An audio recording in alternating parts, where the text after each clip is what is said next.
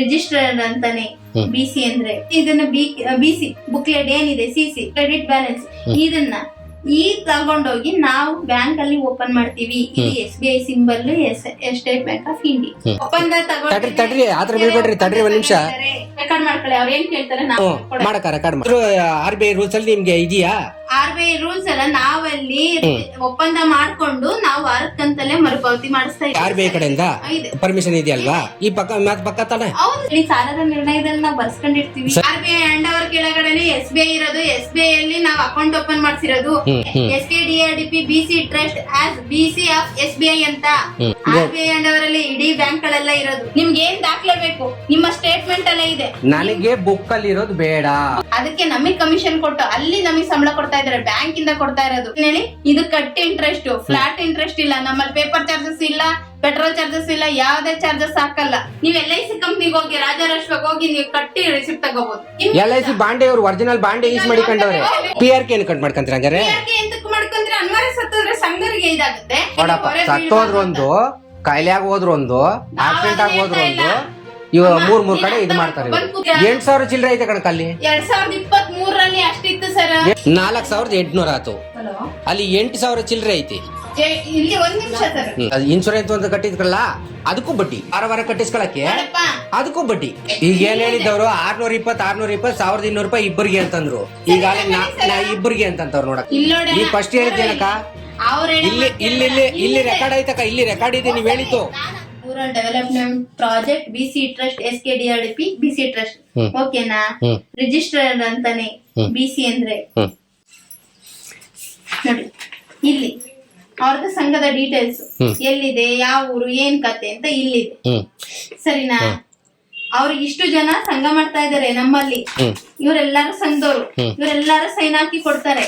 ಈ ಸೈನ್ ಇದನ್ನ BC booklet ಏನಿದೆ ಸಿಸಿ ಕ್ರೆಡಿಟ್ ಬ್ಯಾಲೆನ್ಸ್ ಇದನ್ನ ತಗೊಂಡೋಗಿ ನಾವು ಬ್ಯಾಂಕ್ ಅಲ್ಲಿ ಓಪನ್ ಮಾಡ್ತೀವಿ. ಇದು SBI symbol state bank of India ಓಕೆನಾ? ಈಗ RBI ರಿಜಿಸ್ಟರ್ ಆಗಿದೆ. ತಡ್ರಿ ಆತರ ಬೀಳ್ಬೇಡ್ರಿ, ತಡ್ರಿ ಒಂದ್ ನಿಮಿಷ. RBI ರಿಜಿಸ್ಟರ್ ಆಗಿದೆ ಅಲ್ವಾ?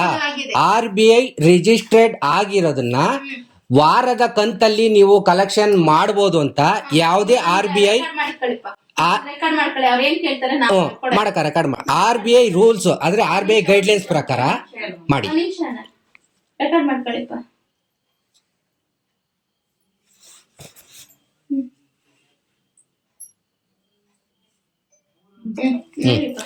RBI ಹಿಡ್ಕೊಳ್ಳಿ, ನನ್ನ ಕ್ಲೀನ್ ತಕೊಳಕ. ಈಗ RBI ಗೈಡ್ಲೈನ್ಸ್ ಪ್ರಕಾರ, ರೂಲ್ಸ್ ಪ್ರಕಾರ ವಾರದ ಕಂತಿನಲ್ಲಿ ನೀವು ಸಾಲ ಮರುಪಾವತಿ ಅಂದ್ರೆ ಕಲೆಕ್ಷನ್ ಮಾಡಬಹುದು ಅಂತ ಯಾವ್ದಾದ್ರು RBI ರೂಲ್ಸ್ ಅಲ್ಲಿ ನಿಮ್ಗೆ ಇದೆಯಾ?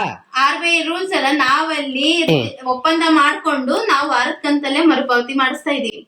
ಅದ್ರ ಪರ್ಮಿಷನ್ ಇದೆಯಾ ನಿಮ್ಗೆ? ಸಂಘದಲ್ಲಿ ನಾವು ವಾರದ ಕಂತಲ್ಲೇ ಮರುಪಾವತಿ ಮಾಡಿಸಿರೋದು. ಮೇಡಮ್ ಆಯ್ತು, ಒಪ್ಪಂದ ಮಾಡ್ಕೊಂಡೆ ಸರ್.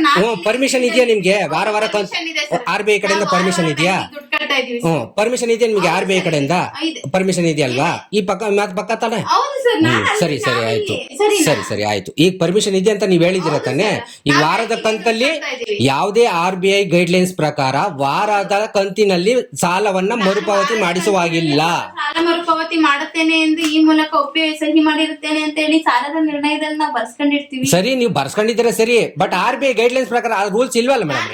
ತಗೊಂಡಿದ್ದೀನಲ್ಲ ಸರ್. ನೀವು 1,000 ತಗೊಬಹುದು, ಅರ್ಥ ಆಯ್ತಾ?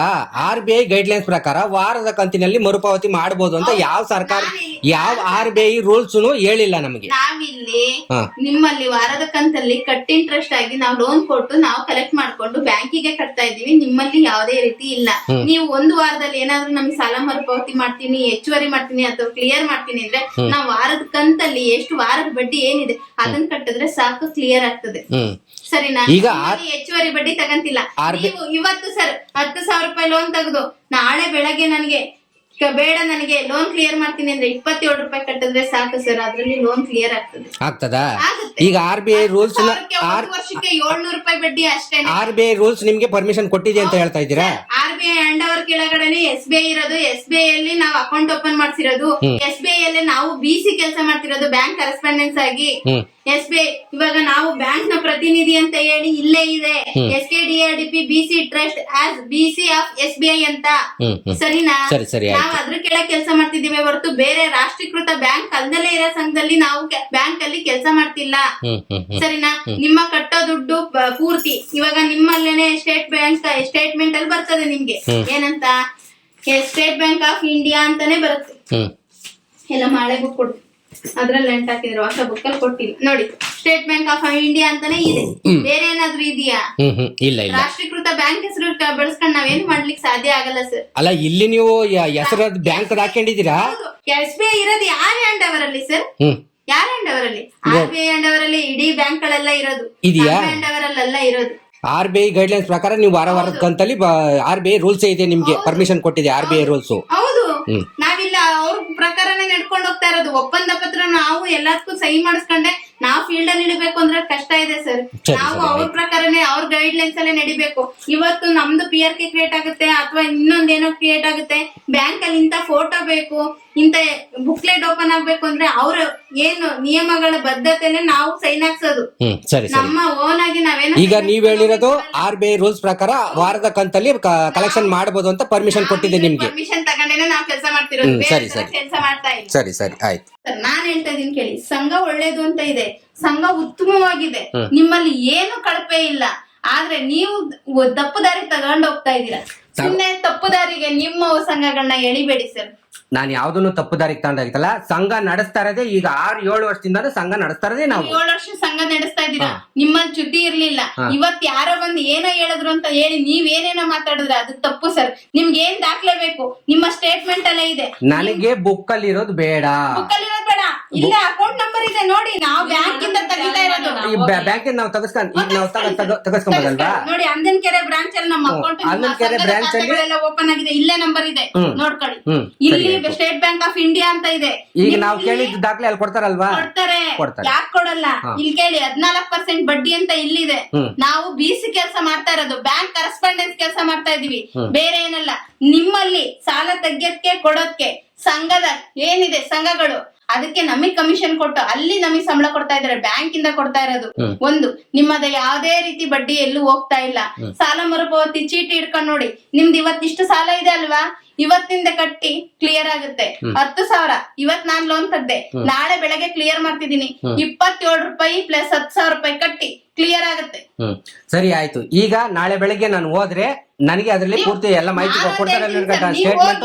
ನೀವ್ ಹೋಗಿ ನಾನ್ ಬೇಡ ಅಂತ ಇಲ್ಲ, ನಾನೇನ್ ಹೇಳ್ತಾ ಇದ್ದೀನಿ ಹೇಳಿ, ಇದು ಕಟ್ಟಿ ಇಂಟ್ರೆಸ್ಟ್, ಫ್ಲಾಟ್ ಇಂಟ್ರೆಸ್ಟ್ ಇಲ್ಲ. ನಮ್ಮಲ್ಲಿ ಪೇಪರ್ ಚಾರ್ಜಸ್ ಇಲ್ಲ, ಪೆಟ್ರೋಲ್ ಚಾರ್ಜಸ್ ಇಲ್ಲ, ಯಾವ್ದೇ ಚಾರ್ಜಸ್ ಹಾಕಲ್ಲ. ಒಂದು ಹಂಗಂತಾನೆ 3 ಕಡೆ ಕಟ್ಟಿಸ್ಕೊಂಡು PRK ಒಂದು, ಮೈಕ್ರೋ ಬಜೆಟ್ ಒಂದು, ಅಲ್ಲಲ್ಲ PRK ಒಂದು, ಮೈಕ್ರೋ ಬಜೆಟ್ ಒಂದು, LIC ಇದೊಂದು, 3 ಕಡೆ ನೀವು ದುಡ್ಡು ಕಟ್ಟಿಸ್ಕೊಂಡು ನಾವು ಒಂದ್ ತಾಂಡ್ರದೆ 2 ಲಕ್ಷ ಸಾಲಕ 3 ಕಡೆ ಭದ್ರತೆ ಮಾಡಿಸ್ಬೇಕನಕ. 3 ಕಡೆ ಮಾಡಿಸ್ಬೇಕನಕ. ಒಂದ್ ನಿಮಿಷ, LIC ಯಾರಿಗೋಸ್ಕರ ಮಾಡ್ತಿರೋದು? ನೀವು ಸತ್ರೆ ನಿಮ್ LIC ಯಾವ್ದಲ್ಲ LIC ನಾವೀಗ ಸಾಲ ಲೋನ್ ತಗೊಂಡಿರ್ತೀವಿ, LIC ಮಾಡ್ಕೊಂಡಿರ್ತೀವಿ, ಅದನ್ನ ಮುಂದುವರ್ಸ್ಕೊಂಡು ಹೋಗ್ಬೇಕಾ? ಅದು ನಿಮ್ ಇಷ್ಟ.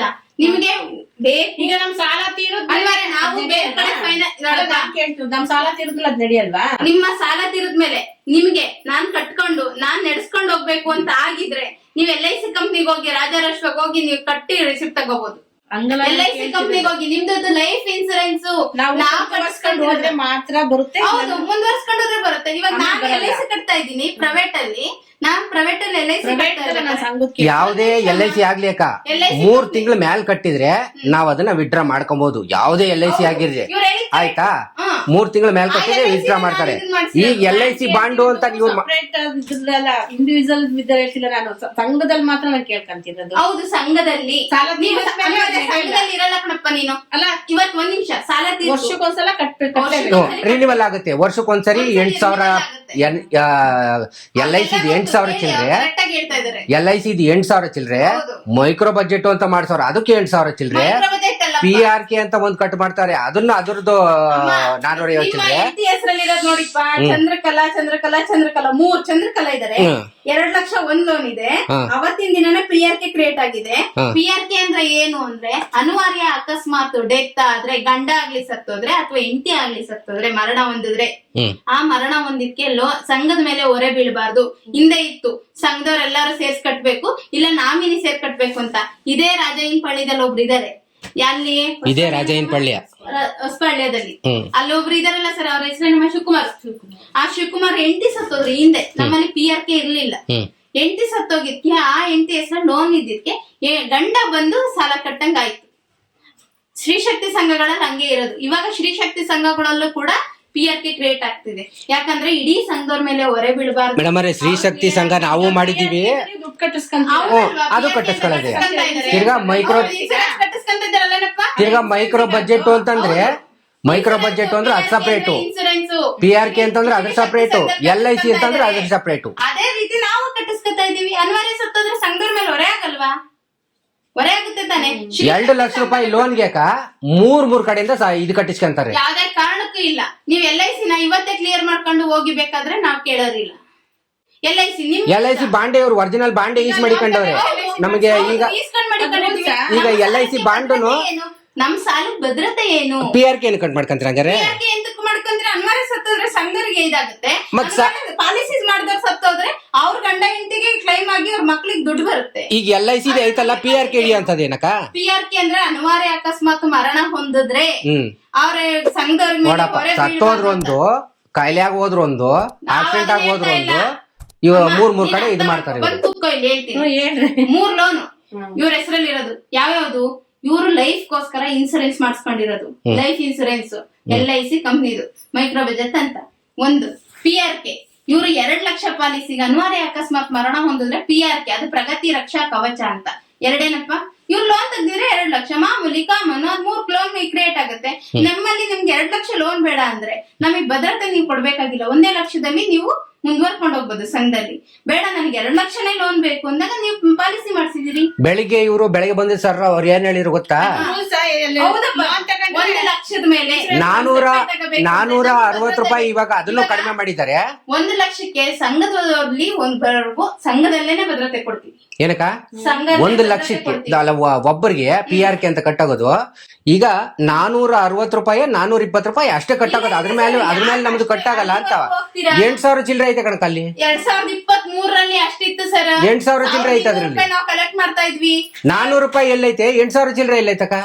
ಅಪ್ಪ ಇವಾಗ ಅಮ್ಮ ಇವಾಗ ನಾನು ಇಲ್ಲಿ ಹೇಳ್ತಾ ಇದೀನಿ ನೋಡಿ, 1,02,200 ಇತ್ತು ಅಂತ ನಾವ್ ಹಿಂದಗಡೆ ಹೇಳ್ತಿದ್ವಿ. ಅದ್ರಲ್ಲಿ 1996 ಸಮಥಿಂಗ್ ಬರ್ತಾ ಇತ್ತು.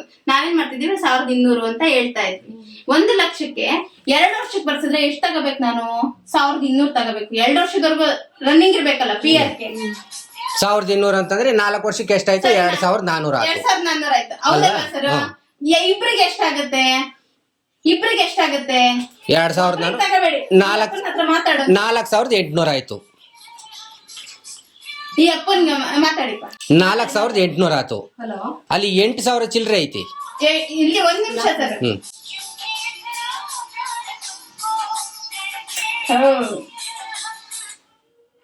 ಮಾತಾಡಮ್ಮ. ಹಲೋ ಪ್ರಭಣ, ಇವಾಗ ಎಂಟು ಮಾಡಿ ಸರ್. ಆ ಮೊಬೈಲ್ ಬೇಡ, ರೆಕಾರ್ಡ್ ಮಾಡ್ಕೊಳ್ಳಿ. ಬಿಡಿ ನಮ್ದ್ರಲ್ಲಿ ನಾವ್ ಮಾಡ್ಕೊಂತೀವಿ, ಹೇಳ್ರಿ. ನೀವು ಇದ್ ಮಾಡ್ಕೋಬೇಡಿ, ನಾನಿಲ್ಲ ಇದನ್ ಮಾಡ್ಕೊಡ್ತೀನಿ. ಮಾಡ್ರಿ. ಕ್ಯಾಲ್ಕುಲೇಟರ್ ತೆಗಿಯಮ್ಮ ಇದ್ರಲ್ಲಿ ನೀನು. ಈಗ ಅದು ಇನ್ಶೂರೆನ್ಸ್ ಅಂತ ಕಟ್ಟಿದ್ರಲ್ಲ, ಅದಕ್ಕೂ ಬಡ್ಡಿ. ಅದು ನಾವು ಕೈಲಿ ವಾರ ಕಟ್ಟಿಸ್ಕೊಳಕ್ಕೆ ಅದಕ್ಕೂ ಬಡ್ಡಿ. ಈಗ 4,800 ರೂಪಾಯಿ ಒಂದ್ಸರಿ ಕಟ್ಬಿಡ್ರಿ ಸರ್, ಹಾಳಾಗೋಲಿ ಅಂತ 4 ವರ್ಷಕ್ಕೆ ನಾವೇನು ಕೇಳಲ್ಲ ಅಂತಂದ್ರೆ ಕಟ್ಟೇನ ಇದು ಮಾಡ್ಬಿಡ್ತೀವಿ. ಆ 4,800 ರೂಪಾಯಿ ಅದಕ್ಕೂ ಬಡ್ಡಿ. ಈಗ 7,000 6,500 7,000 ಇದ್ರದ್ದು ಇಲ್ಲಿ ಒಂದು ಸ್ಟೇಟ್ಮೆಂಟ್ ಅಂತ ಹಾಕಿದ್ವಿ. ಇವಾಗ 24 25 ಬಂತು ನೋಡಿ. ನಮ್ಮಲ್ಲಿ ಒಂದು ಪ್ರೀಮಿಯಂ ಚೇಂಜ್ ಆಯ್ತು. 24 25ನೇ ಸಾಲಿನ ಪ್ರಗತಿ ರಕ್ಷಾ ಕವಚ ಇಲ್ಲಿ ಚೇಂಜ್ ಇತ್ತು. ಇವ್ರು 23ರಲ್ಲಿ ಲೋನ್ ತಗದ್ರು, ಸರಿನೇನಪ್ಪ? 23ರಲ್ಲಿ ಲೋನ್ ತಗದ್ರೆ ಅವ್ರ ಎಷ್ಟ್ ತಗದ್ರು? 2 ಲಕ್ಷ ತಗದ್ರು. ಎಷ್ಟು ವರ್ಷಕ್ಕೆ ಬರ್ಸಿದ್ರು ಸರ್? ಎಷ್ಟು ಲಕ್ಷ? 4 ವರ್ಷಕ್ಕೆ ಬರ್ಸಿದ್ರಲ್ಲ? 4 ವರ್ಷಕ್ಕೆ. ಇಲ್ಲಿಂದ 4 ವರ್ಷಕ್ಕೆ 4,192 ರೂಪಾಯಿ ಒಬ್ರಿಗೆ. ಇಬ್ರಿಗಾದ್ರೆ 8,300 84 ರೂಪಾಯಿ ಆಗುತ್ತೆ. ಈಗ ಏನ್ ಹೇಳಿದವ್ರು 620 1200 ರೂಪಾಯಿ ಇಬ್ಬರಿಗೆ ಅಂತಂದ್ರು. ಈಗ ನಾ ಇಬ್ಬರಿಗೆ ಅಂತಂತವ್ರು ನೋಡಕ್ 4200 ಇಬ್ಬರಿಗೆ ಅಂತ ಒಬ್ಬರಿಗೆ ಅಂತಂತವ್ರಿ. ಈ ಫಸ್ಟ್ ಹೇಳಿದ್ದೇನಕ್ಕ ಇಲ್ಲಿ ರೆಕಾರ್ಡ್ ಐತಕ್ಕ, ಇಲ್ಲಿ ರೆಕಾರ್ಡ್ ಇದೆ ನೀವ್ ಹೇಳಿದ್ದು. ನಾನು ಅದನ್ನೇ ಇಲ್ಲಿ ಲೆಕ್ಕ ಹಾಕ್ತೀನಿ ಅಂತ ಲೆಕ್ಕ ಅಲ್ಲ ನೀವ್ ಅವಾಗ್ಲೇ ಹೇಳಿದ್ದು ಒಬ್ಬರಿಗೆ 1200 ರೂಪಾಯಿ, ಇಬ್ಬರಿಗೆ 2400 ಅಂತ ಹೇಳಿದ್ದು.